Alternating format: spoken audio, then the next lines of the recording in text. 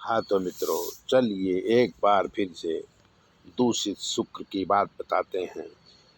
दूषित शुक्र पीढ़ी बर्बाद कर देता है। लोग उसे भाभी जी कहते थे।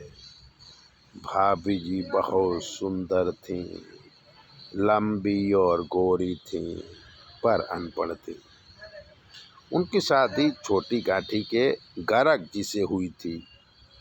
गर्ग जी बड़े ब्राह्मणों में गिने जाते हैं, इसलिए इतनी सुंदर पत्नी मिली थी। गर्ग जी भी कम पढ़े लिखे थे, खेती करते, पशु पालते, गांव में मध्यम वर्ग में गिने जाते थे। पास में ही एक बिन विवाहित मास्टर जयंत तिवारी रहते थे। वो पैसे वाले थे, पर शादी नहीं हुई थी। तो भाभी जी की नज़र मास्टर पर पड़ी, दोनों का प्यार हो गया। भाभी जी अपने घर में उन्हें खाना खिलाती और सुलाती थी, सारे पैसे हड़प लेती थी। धीरे धीरे मास्टर से भाभी जी को 2 लड़के हुए और गर्ग से 1 लड़का हुआ। तीनों भाई बड़े हुए तो मास्टर ने अपनी जमीन 2 भाइयों के नाम कर दी, जो उसके थे। अब देखिए समय पलटा, मास्टर मर गया। मास्टर के परिवार वाले झगड़ा करके आधी जमीन वापस ले लिए। आधी जमीन भाभी के पास रही। भाभी के 3 बेटे थे, तो 2 मास्टर के थे और 1 गर्ग जी का था। तीनों में बंटवारा बराबर हुआ।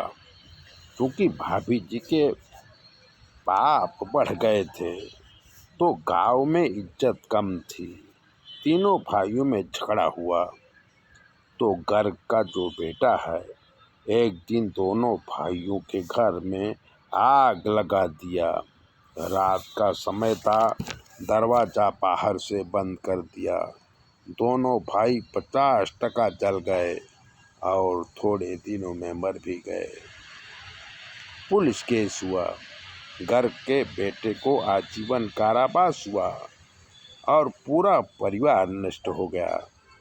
एक अनीति ने सब बर्बाद कर दिया। दूसरे शुक्र ने पूरा खानदान चौपट कर दिया। आज भी लोग भाभी जी की कहानी याद करते हैं और सोच समझ कर लड़की की शादी करते हैं।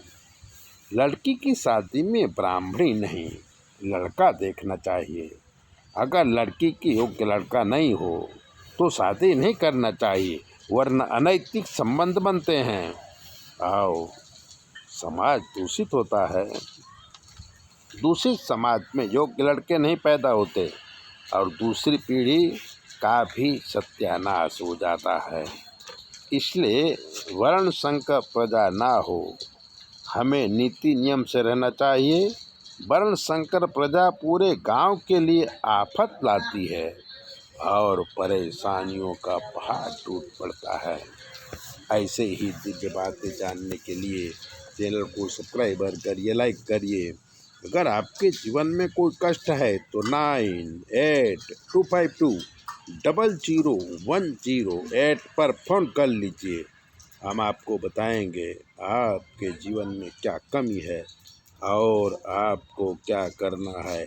चैनल सब्सक्राइबर जरूर करें। जय भोले।